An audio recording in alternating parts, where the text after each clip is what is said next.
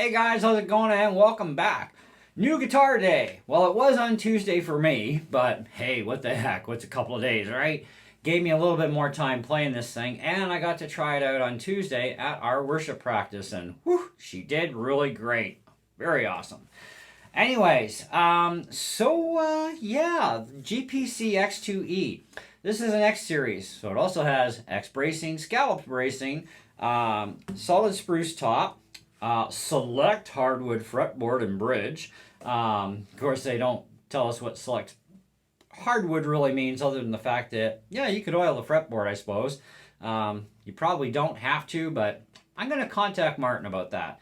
Because, Long McQuaid said, well, you probably could, but it is select hardwood, so it's kind of a tough call on that. Like, we know that woods that have their own natural oils, like ebony and rosewood, yes, we definitely should be oiling them once a year at least, right? But we don't know anything about select hardwood, so that means contacting Martin. So I shall send them an email, because there will likely be an update video on this anyway, so what the heck. We'll include that. Now, we do have what's called a Corian, I guess it's called. I don't even know if I'm pronouncing it right, for the nut, and the saddle is probably going to be the same. Plastic bridge pins, of course. I'm not sure if I'm going to go for different bridge pins or not. Like, if I do, I'd probably get the liquid metal ones if I felt like spending $200, and I'd throw them on that, Martin, not this. Anyways, they work. Who cares, right? We do have the factory strings, of course, which are the Martin Lifespan 2.0 treated strings.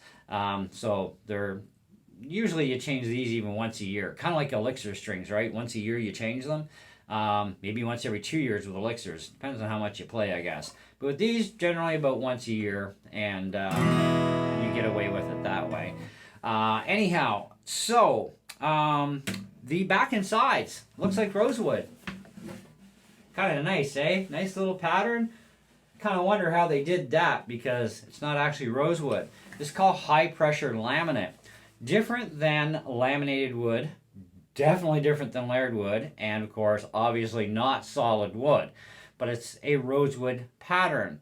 High pressure laminate is a completely different system. And it's also apparently not so forgiving on movement, like laminated, layered, or solid wood would have some forgiveness for movement with humidity. This stuff is not easily moved, okay? So it is much more rigid. Though it does still resonate and vibrate like any other materials, it's just not so forgiving. So there is one major drawback to this guitar, okay? And that's where we get on with about the only real con to this guitar. That is the HPL back and sides. And this is something you have to be very much aware of, because if you're not going to care for this guitar, it is not for you. No matter how much you might like it, it is not for you if you're not going to care for it. So, all guitars, of course, do tend to move with heat, humidity combined, right?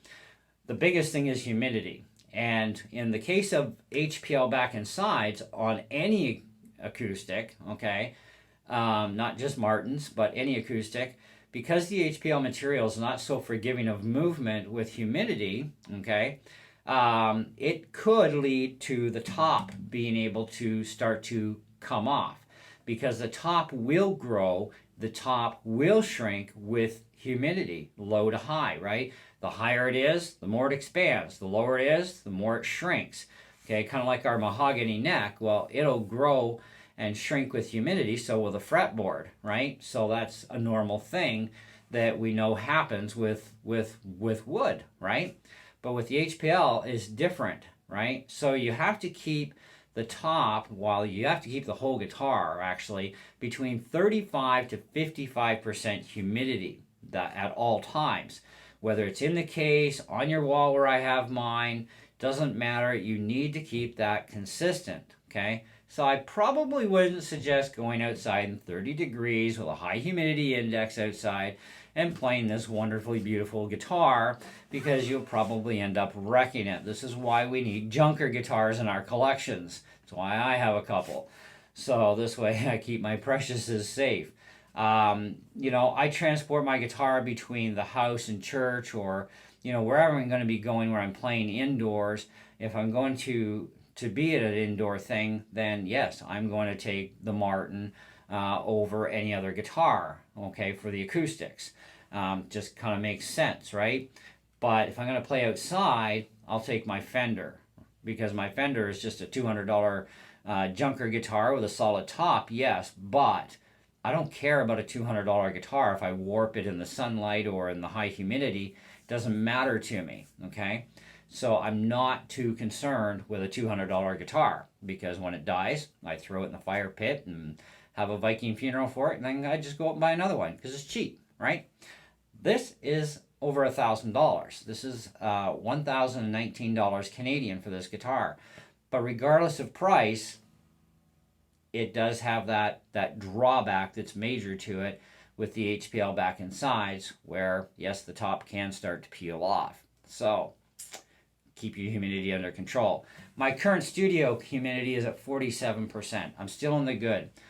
If I breach past 55%, I had best be getting my dehumidifier up and running to get it back under control, okay? But at least that's kind of good that it's between 35 and 55, because in the winter time, we know our humidity level is going to drop a lot, okay? And so with that, I can just get a heated humidifier for the studio, run it on low power, and I can keep that humidity 35, 40%, 45%, and keep it consistent all year round in here. This way nothing gets damaged, okay? So that works for all my guitars, not just this one. So anyways, that is the only major drawback that I want to make sure you guys are well aware of on this guitar. Other than that, there are no other drawbacks to it. I cannot criticize anything about the fit and finish, because it is wonderfully done on this guitar. They did a fantastic job. As far as sound goes, well, you have heard this without realizing it, but if you go back and you look at my video, my demo and review of the Roland Backstreet, you will find that this was the guitar that was actually used acoustically in that video through the Backstreet amp, okay? So it gives you a general idea. That video was also recorded with my DSLR camera with its own condenser mic on it. Today's video is my iPhone 12 mini as a continuity camera. The sound is being picked up from my Shure studio mic that I use as a room mic. And this is what we can expect to hear out of this.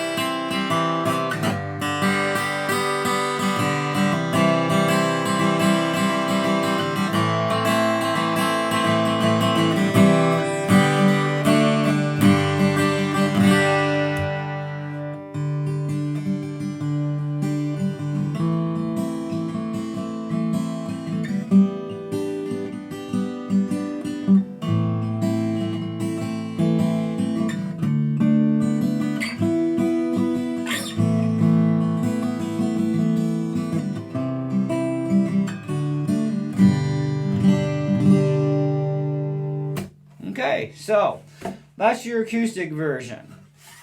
If we plugged this in, we could plug it into my Katana amp, we could plug it back into the Backstreet. It's gonna be different, okay? So no plugged in video today on this one, just the acoustic part. I'll probably end up doing an update video on this thing. This way I can let you know more about this whole thing about oiling the fretboard if we need to or not, or should or not, because I'm going to have to contact Martin about that one. Because I kind of got to, nah, you can if you want to, I suppose. I answer it along the way. Because it's not rosewood, it's not ebony, it's a select hardwood. And it's kind of like, well, what's select hardwood? We have no clue. And Martin really doesn't get into that on their website either, but either way, it is a very beautiful instrument nonetheless. But like I said, if you're not willing to care for it, it's not for you. All right? I have no problem caring for my instruments because I care about them. Because generally, I don't buy cheap instruments except for a few. Because I do like the much more expensive guitars at times, especially if I can afford them. But this thing is just wonderful. I mean, I love how it sounds. The pickup system is pretty good. I concern myself more with the preamp. And the one thing I did find with these MX preamps from Fishman is they seem to work the best if you can figure out by just rolling that rotary dial back and forth, how many turns it takes. If you set the gain around the middle and the tone around the middle area, it kind of gives you a pretty good balance, especially when you're plugging into an amplifier or into a PA system, so if you play at your church like I do, or you're playing gigs at, like bars or whatever, set that gain and tone control around the middle and then let the sound engineer take over everything from there to really dial in your tones for you the way you want that to sound through that particular sound system. Okay, so you get that sound you're after for amplified acoustic sound, right? But acoustically, though, just not plugged in, I mean, it's fine. And the strings are actually better than what I thought they'd be, considering they are Martin strings, and I have been kind of an Elixir fan for quite some time. When I do go to change the strings on this guitar and my other one, they are going to go to Elixirs just to see how I like the sound of Elixirs on them. Because Elixirs don't work on all guitars to our ears the way we hope they will. I have found that out myself on a Takamine. It was better to go back to the D'Addario strings that came with it from the factory.